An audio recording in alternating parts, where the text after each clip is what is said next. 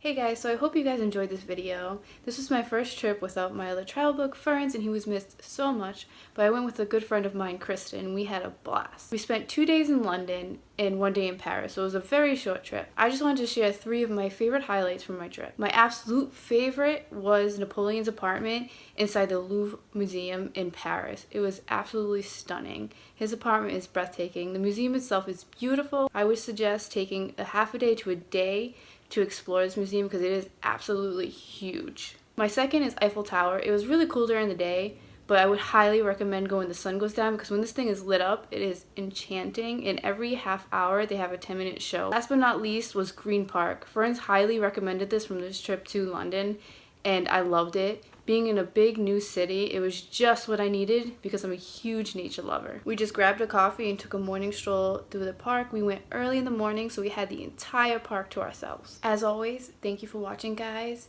Please don't forget to like, comment, and subscribe, and I'll see you soon.